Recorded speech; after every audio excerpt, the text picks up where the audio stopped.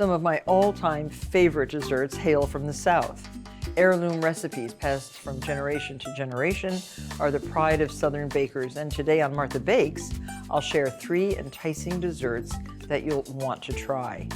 A delicious buttermilk pie with a braided edge. Have you ever tried that? A bourbon bread pudding. It's made with brioche bread, and it is delicious. And an elegant carrot cake, plus the technique for creating a charming finishing touch for your carrot cake, these wonderful candied carrot strips. All of this on Martha Bakes. Buttermilk pie is an American classic that is thought to have originated in England and was brought to the United States by Southern settlers. And the starring attraction is buttermilk, and we have the filling ingredients over here. So I'm just rolling out the pâte brisée a little larger than a 9-inch glass pie plate. And I buy these new, of course, but I also pick them up at tag sales because I like to give pies as presents too. And if you pay 50 cents or $1 for a pie dish like that at a tag sale, you don't feel bad about giving it away. I usually give the pie with the dish, but I don't like baking in those throwaway aluminum things that you buy in the grocery store. I do not like that. So just put the pie crust like this and put this back in the refrigerator to chill. And we're going to make a beautiful braided edge for the pie crust. So we need long strips, 6 strips, 18 inches long and 1/4 of an inch wide. And then using a sharp knife or a pastry wheel, cut your strips. And make extra because you can freeze your beautiful decorative edges also. So these are the strips for my braid, just like braiding hair. So right over center, left over center, right over center, and just keep going until you have a really pretty braid. Just work really quickly and get this right into the refrigerator because it's starting to get soft and you don't want it to crack and break. What a pretty braid. Make your other braid quickly. And if you feel unsure of yourself making braids, practice with 3 pieces of string first, or your daughter's long locks. Okay, this is done. Now chill this. You can put it in the freezer just for a couple minutes or in the fridge for about 30 minutes. There, and you can join this braid to that braid, and you will have enough to go around your pie. Pretty, right? So here we have our pie crust. We have our beautiful braid. Trimming the edge of the pie crust because we are going to affix the braid to the edge. And this pie has a nice filling and you don't want it to go over, so a little edge is good. And I just tuck it under a little bit and then flatten it down. Now have a little brush with some cold water ready because that is going to be our glue for putting the braid onto the edge. And preheat your oven to 375 degrees at this point and put a little bit of water on the back of my braid also. Don't worry about these rough edges. We're going to fix that. What a gorgeous edge. So you see this does fit halfway around. So now fit this braid to that braid. This edge under this edge.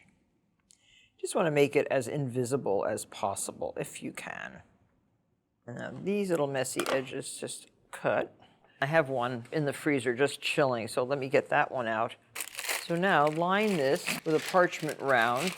Parchment paper is so important to line cookie sheets with, bake on, wrap with, blind bake with. And here's our beans that weigh down the pastry while it's baking so that it doesn't erupt or the edges don't shrink down into the plate. So now this can be put right on a parchment lined baking sheet and put into a 375-degree oven until the pastry begins to color. That takes 30 minutes. So set your timer for 30 minutes. You'll remove the parchment and then just bake again for maybe 10 or 15 more minutes until golden brown. So here's our crust, golden brown, and you can see how pretty that braided edge is. And now the filling. In a large bowl, combine 1¼ cups of sugar with 1/4 cup of all-purpose flour. To this, add 2 large eggs and 4 egg yolks. And whisk all of this together. To this mixture, once you get the eggs all incorporated with the sugar, add 6 tablespoons of melted and cooled butter. It's a nice, rich custard filling. It has that great tangy taste of the buttermilk. A teaspoon of vanilla, 1/2 cup of heavy cream. Where is the buttermilk? 1 cup of buttermilk. And now to this too, add the zest of 1 lemon. This gets poured right into the crust, and you transfer it to a 325-degree oven, and you bake until the pie is set, but still a little bit wobbly. So set your timer for 45 minutes, up till about an hour. Now that is a beautiful pie. Let the pie completely cool before you serve it. And for a dose of Southern hospitality, serve a slice of this pie at your next luncheon or dinner party. Old-fashioned and very delicious. Enjoy.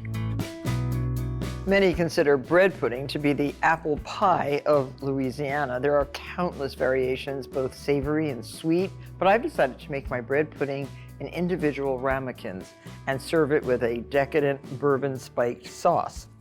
Now, I'm just using a 3/4 pound loaf of brioche, and the only part of the brioche that I don't use is the very, very ends, because it's a little dark, but I leave the crust on because it's so pretty, and cut it into cubes, about 1-inch cubes.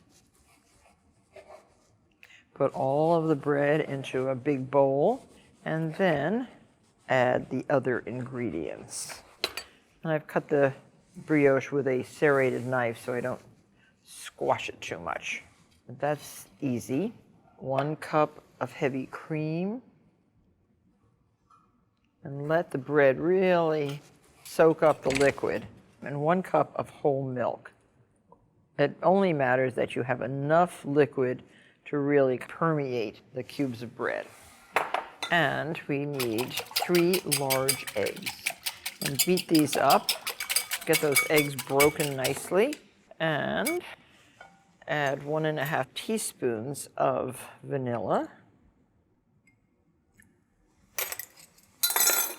And in a saucepan, melt 6 tablespoons of butter. And I'm also going to melt in the butter 1/2 cup of light brown sugar and 1/4 cup of granulated sugar. Let this melt. Makes like a syrup. And we can add 1/2 cup of golden raisins. Now raisins are either golden or dark, large, medium, or even small, but get fresh raisins. So I'm just tossing the brioche a little bit. It has soaked up most of the milk. There's hardly any milk in the bottom of the bowl. And sugar's all melted. You can take this off the heat, and you can scrape this right into your eggs and raisins. It comes right out of the pan. Stir this around, and then this gets mixed with the bread pudding. See how easy? It's so simple. And preheat your oven to 350 degrees. Make sure your ramekins, if you're going to do individual bread puddings, as I am, I'm using these really beautiful 8-ounce ramekins. You need 6 of them for this recipe. Butter them well. Sometimes I even sugar them a little bit, just to make a crusty little taste at the bottom of the dish. The raisins are everywhere. That is well mixed. And you can fill your ramekins. And don't compress the cubes of bread. You want them fluffy.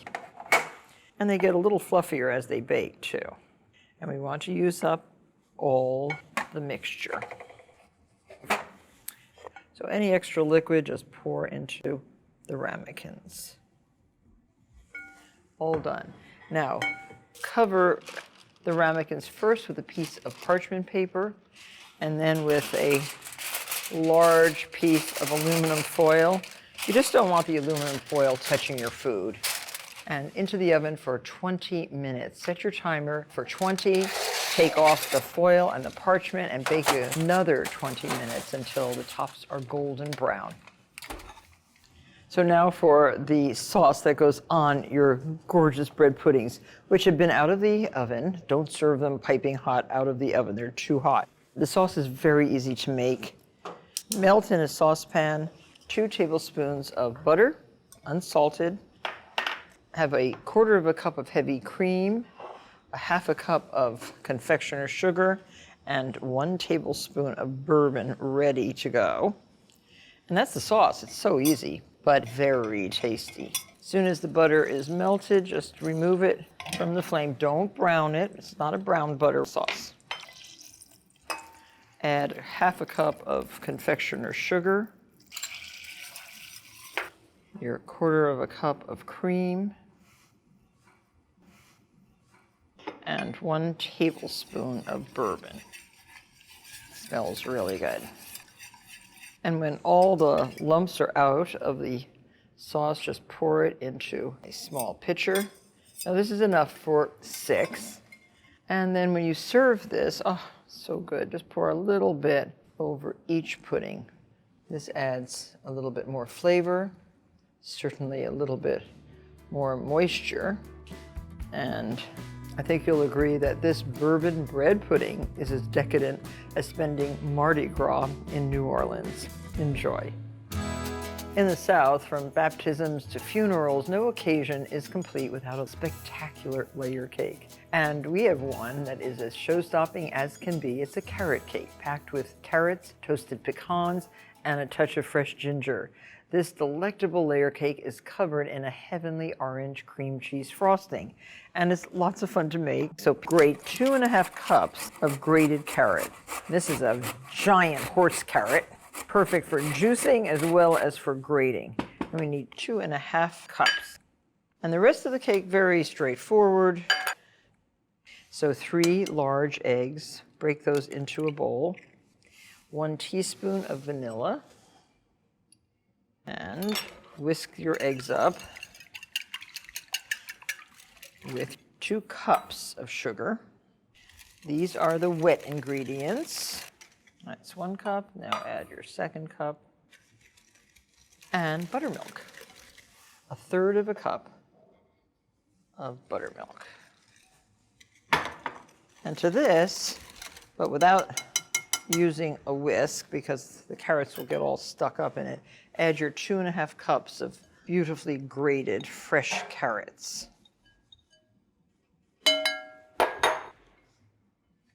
That looks good enough to eat just as is. Now let me show you how to deal with a fresh ginger root. And you can buy this at pretty much any grocery store nowadays. It breaks into segments like this, and if you want to grate it, this is a ginger grater. It breaks up the fibers. It's a piece of porcelain. It has little sharp nubbins on the porcelain. And this is Japanese, and this is how the Japanese grate their wasabi and their fresh ginger. So you just peel part of the ginger root and peel it with this spoon. It works very well this way, and you don't waste anything. And we need 1 tablespoon of fresh ginger.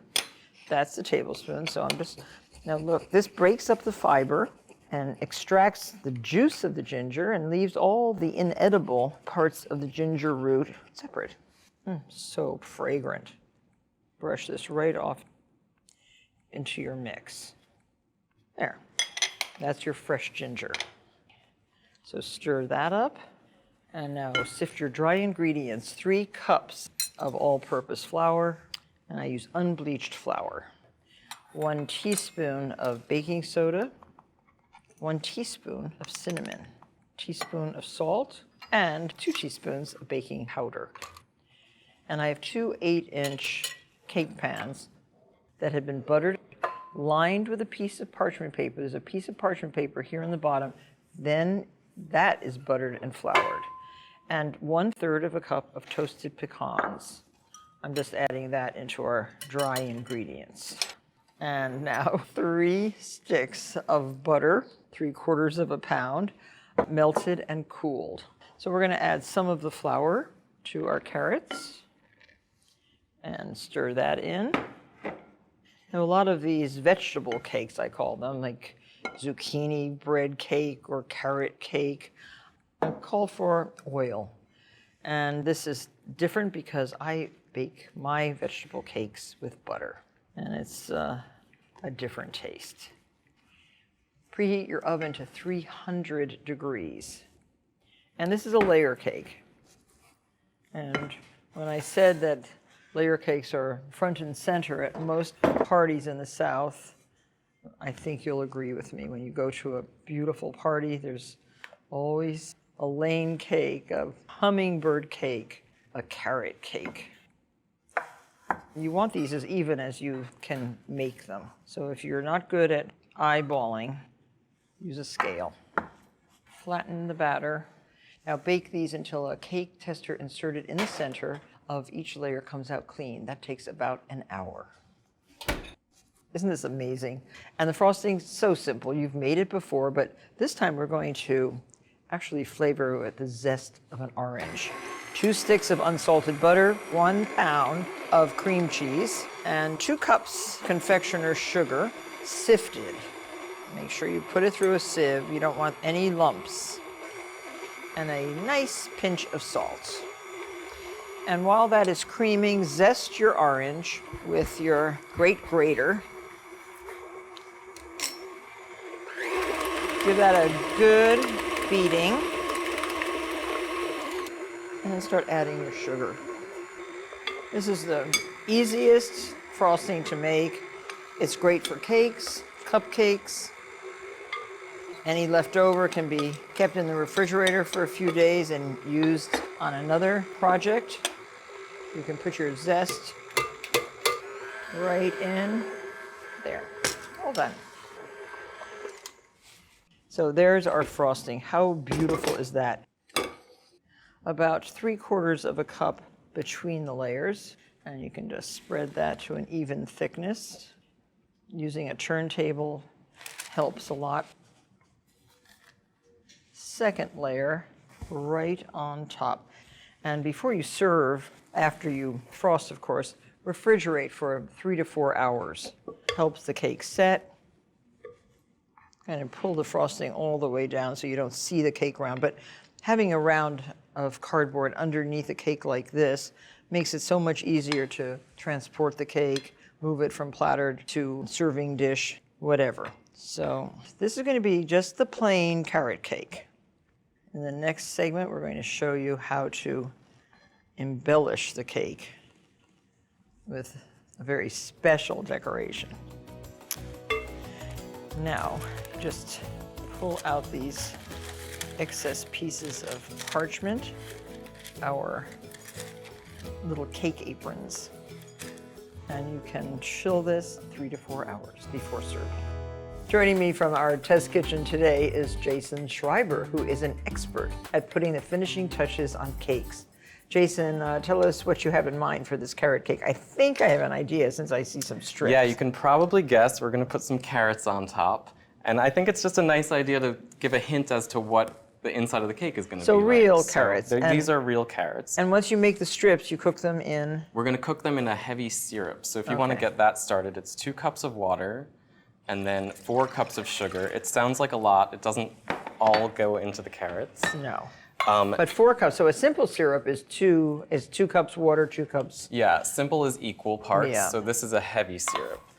Okay. So we're just going to bring that to a boil, and you can brush down the sides while it's starting so we don't get any crystals. Okay, so 4 cups of sugar. 4 cups. So that's going to come to a boil, and we've just started peeling some carrots, and I'm going to use a mandolin to slice them about 1/8 of an inch thick. And you definitely want to make sure you use the guard because you don't want any injuries. And you want to make sure that your mandolin is sharp because a dull blade is actually more dangerous. I was making a joke before when I was making the cake saying that, you don't know what color carrots are coming any longer because they're red and white and yellow and orange, and I see that you're using yellow carrots. We're using yellow. We tried to use purple ones as well, but they just turn a kind of ugly color. Yeah. And the last bit of the carrot is often kind of difficult to get through the mandolin, and it's just safer not to try. So I'm just gonna slice a few more of these. But always peel your carrots before you cut them into strips. Yeah. So we're using about 12 carrots altogether, and you do want to make a few more than you really need for the final recipe Now, because could I make strips with this if I didn't have a mandolin? I tried it, and they're so thin they just disintegrate. Oh, I see. Okay. Maybe if you had like a really coarse peeler, you could get away with it. But so once that sugar comes to a boil, you have to stop or you'll get crystals. Okay.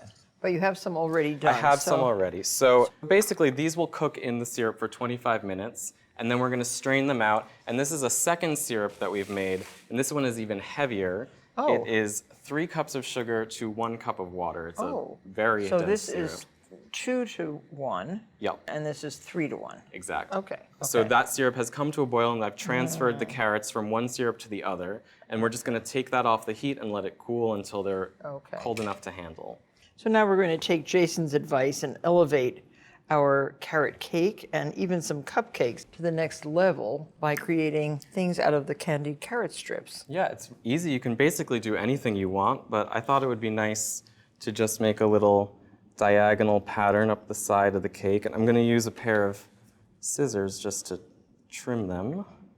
And maybe it would be nice to look how pretty. take it and alternate colors. Now, how hard is it to cut the cake when you have... Well, you might have to sneak away to the kitchen and do the dirty work. You don't have to cut the cake in front of your guests. And I love making the little rosettes out of carrots, too. Yeah, you can definitely do that. We could put a few little things on the top of the cake just to give it some height. And you can also make these carrot decorations a few days in advance if you want, and keep them just in the syrup in the refrigerator and have them ready to go whenever your party is. I think it's a really nice idea. And those cupcakes are made from the same carrot cake batter that we used for the big cake. We made about 2 dozen cupcakes and baked them at 300 for... Out of 1 cake batter. 1 cake batter. And we baked them at 300 for about 25 minutes. How nice. And if you don't want to do the diagonal, you could do the carrot strip straight down so that each slice would get a long carrot strip. It would be a little easier to serve it that way, but I think it looks pretty cool to do it. I think it looks very cool, very modern. So maybe we can also just take a couple and do a little twist right on the top. Oh, I like that. It's always nice when you can make it a little taller, gives people something to look at. Yeah, I love that. Well, thank you very much for a great idea. Take Jason's advice and elevate your next carrot cake from the ordinary to the extraordinary. Jason, thank you as usual, and I'll mess it up now. It's really pretty. I love that. And thank you all so very much for watching. Please join me on the next episode of Martha Bakes.